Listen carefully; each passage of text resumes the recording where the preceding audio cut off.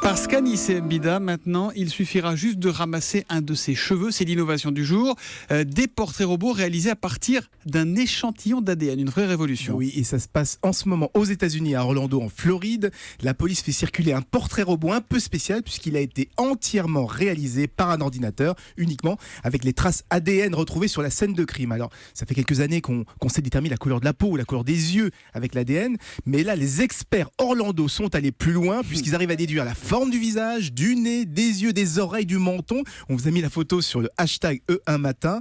Alors vous allez voir, c'est pas moi, mais c'est assez stupéfiant. Non, c'est pas vous, je vous le confirme. C'est stupéfiant, mais est-ce que c'est fiable ? Alors, ils mettent tout de suite des réserves, hein. Par exemple, sur la coupe de cheveux, la barbe, s'il y a des cicatrices, des boutons, tout ce qui ne dépend pas de l'ADN, évidemment, est impossible à déterminer.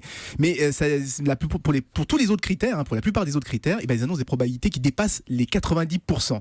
Et pourtant, ils le répètent, hein, l'objectif n'est pas d'identifier la personne, mais de guider les enquêteurs dans la bonne direction. Et c'est particulièrement important pour les affaires classées, hein, les fameux cold cases.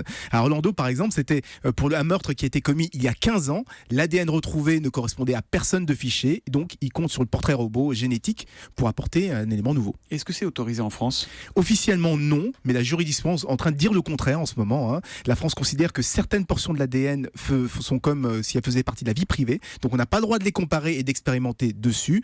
L'objectif est évidemment d'éviter toutes les dérives, hein, choisir le visage de son enfant par exemple, hein, classer des gens sur le physique en ramassant ne serait-ce qu'un poil qui traîne, mais la police scientifique, elle, est très intéressée par la technique et elle voudrait l'utiliser. On peut savoir, parce que là sur le portrait robot que vous montrez sur europe1.fr, c'est un noir qu'on voit. On peut savoir si c'est un noir, un blanc, un jaune, un beige. Oui, ça, avec l'ADN. Ça, on sait le faire avec l'ADN. Ce qu'on ne savait pas encore faire, c'était l'écarter entre les yeux. Là, est-ce que le nez est plus ou moins prominent ? Est-ce qu'on a des lèvres entrées ou pas ? Donc entre ça et les souvenirs visuels de Céline Kallmann qui a vu l'agresseur, on arrivera à quelque chose de bien normalement. De quelque chose qui ressemble à peu près au suspect. Merci beaucoup Anis Mbida. À demain.